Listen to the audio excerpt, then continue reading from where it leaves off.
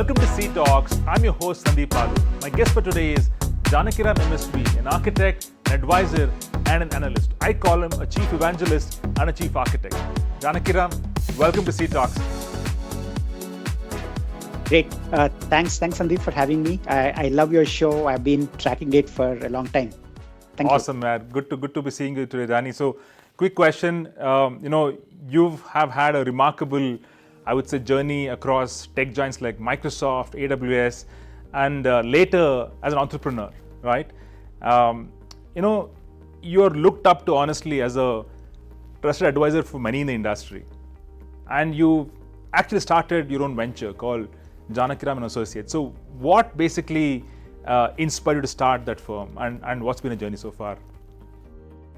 Yeah, there is a very interesting story behind that. So I spent about 11 years at Microsoft, and I went through the peaks of Microsoft's rise, particularly from the days of Windows 95 till .NET came and became mainstream. So during those days, all the technical specialists and evangelists were exposed to external analysts, and there was an individual by name David Chappell who used to show up in internal conferences and talk about Microsoft landscape competition.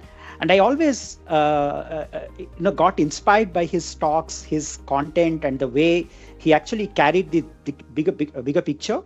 So his company is called Chappell and Associates. So when I left the corporate job and when I wanted to start, I modeled my business around David Chappell's work, and that's why I called my company as Janakiram and Associates. Oh my goodness, that brings a lot of fond memories. So by the way, I remember David Chappell. Whenever we went to a Microsoft event, he was a regular speaker, right? Awesome. No, great to know that. I didn't know that was a story behind it. Thanks for sharing that. Honestly, you built a strong brand for yourself over the years, and you positioned yourself really well as a thought leader in the industry, right? And of course, when it's come to thought leadership, be it cloud, AI, emerging tech, you are the go-to person across the board. So now, what were the key steps that you took that shaped this brand of yours, and also how has it influenced your journey as a leader in the industry? Right. So first of all, I never put any conscious effort in building a brand. I carried a very strong Microsoft background, and of course, working for AWS gave me a head start. And then my passion was to demystify technologies for technology and business decision makers. And while doing that, I've always been very authentic and honest about what I actually wrote, what I put out there. I think that authenticity, honesty, being yourself matters the most when you're building a brand, number one. Number two, being very relevant,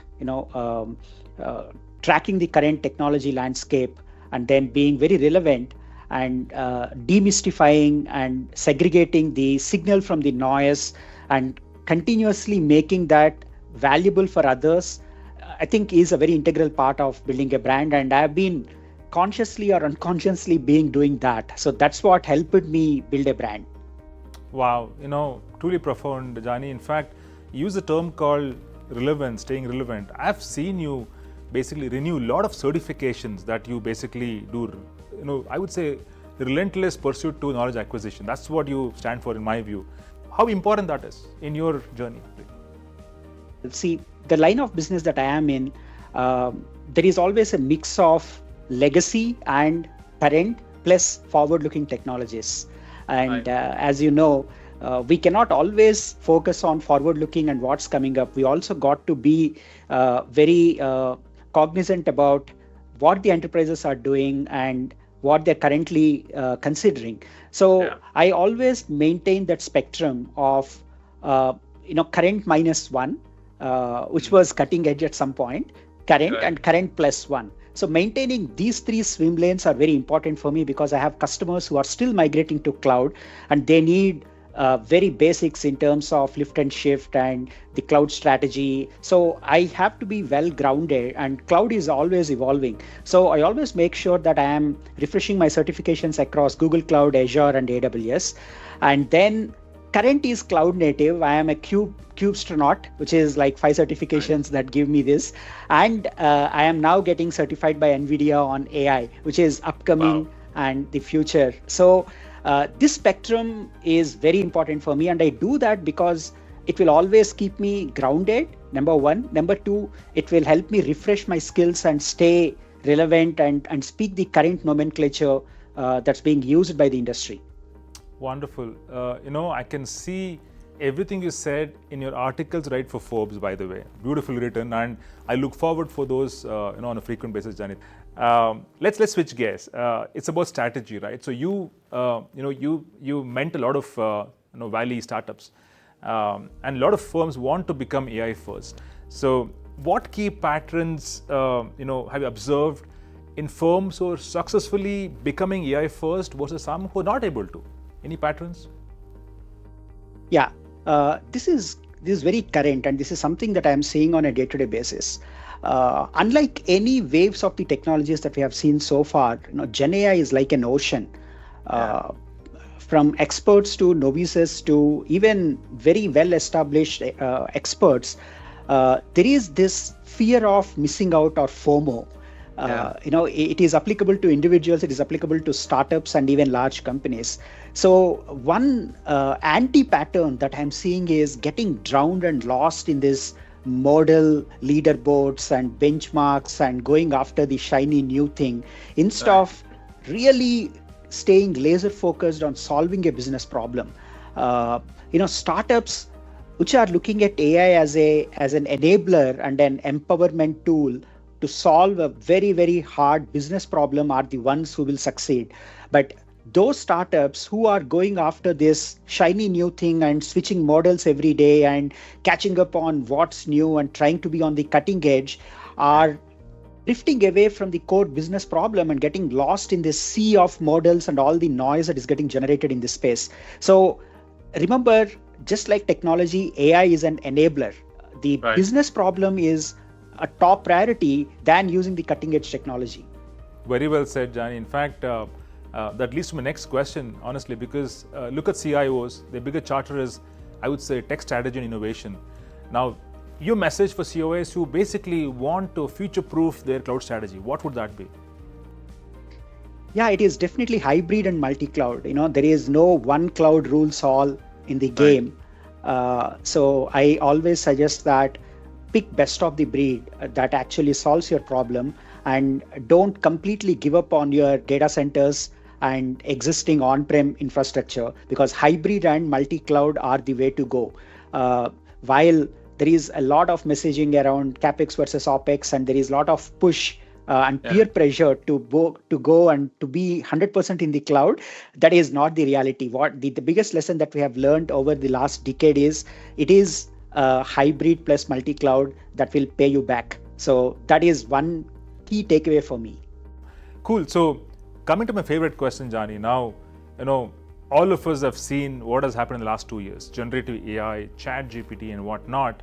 I want to hear from you, your aha moment when this all happened. What was your aha moment? Sandeep, you can relate to this a lot. I have been an evangelist and I worked at MTC. One of our biggest challenges is to very quickly prototype and show a proof to the customer that technology works, right? So we have this light bulb moment in our head that actually conveys a feature or a concept or a value. And then we struggle to translate it from what we have in our mind to an actual demonstrable piece of work. And that used to take a longer window, and I used to burn midnight oil to translate some of those ideas to impress and delight customers and community building demos. For me, this entire idea to execution is short-circuited with GenAI. Today, idea is the IP, not execution or code, because anyone can do that. Having that idea is the most important thing. And now GenAI just accelerates the whole thing from writing that single one-line idea to an actual working demo. So it is up to you on what you want to do with it. Wow, fascinating. In fact, if you look at, let's take example, just an extension to your narrative, right? The life of a software developer going forward, in my view, it's largely idea to orchestration, right? Because today, if you look at O3 as a model, in the coding benchmark, it's ranked at 174th best developer on the planet. So that means, you can go, move from idea. If idea probably the bigger one, moving towards execution is a lot easier. And I can relate to building demos. That's what we do even today. So awesome. Thanks for that, Jani. So now, quickly, a bit personal here in terms of your journey, and I've seen your journey in the last couple of decades now. You meet leaders every single day, and you basically mentor them and offer your service to them. And has there been a leadership lesson that's stayed with you right through your journey so far? Because of course each of us go through multiple stages in our careers, but your reflection on that? Yeah, so my first job was at Microsoft, and I've been truly fortunate to actually watch Steve Ballmer, Bill Gates, Jeff Rakes, and some of the very early leaders of Microsoft on stage from the very front row. I used to go very early to MGB and MTB to get the very first row, and watching Steve Ballmer, Bill Gates at such a distance was a real, very fortunate thing for me. So one thing that stayed with me was what I heard from Steve Ballmer in 1999, making others great.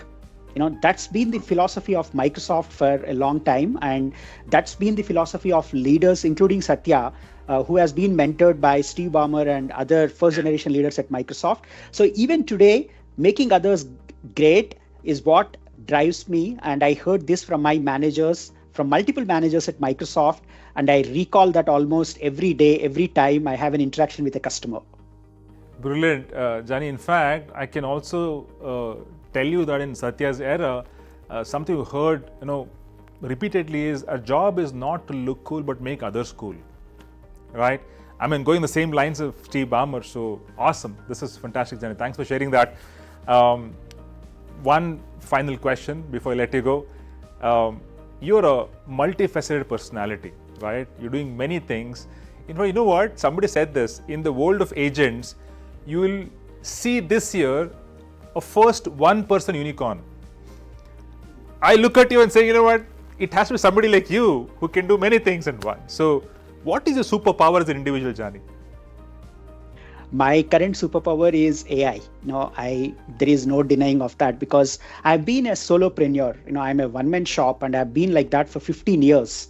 But I never hired anyone. Today, guess what? I have 5 agents who are working for me. I spend less than $450 a month making these agents work for me. And I look at them like my colleagues and my employees, and they made my work accelerate by 5x. So that is my superpower. And I'll give you just one example. I'm a huge fan of Cursor. I'm yet to try GitHub Copilot agent, but that moment where I could take a screenshot of the front end that I like and paste it in Cursor Compose and said, go write this front end for me and generate the REST API and work backwards to generate the database schema.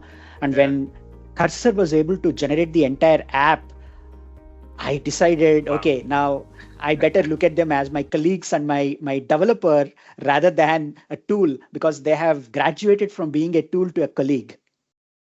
Wow. I mean, unbelievable. We've heard statements made by leaders saying, 2025, agents will join workforce, and whatever you said is reality. You actually have agents you onboarded as your colleagues. As a solopreneur, this is unbelievable, right? Jani, thank you so much. This has been truly, truly a profound conversation. I learned a lot. So truly appreciate your time this morning, Jani, and wishing you the best for everything you do. And we learn a lot from you. Keep doing what you do, because it helps us also shine better. So your job is to make others great. You're making all of us great. Thank you so much. Thank you. Thanks for having me.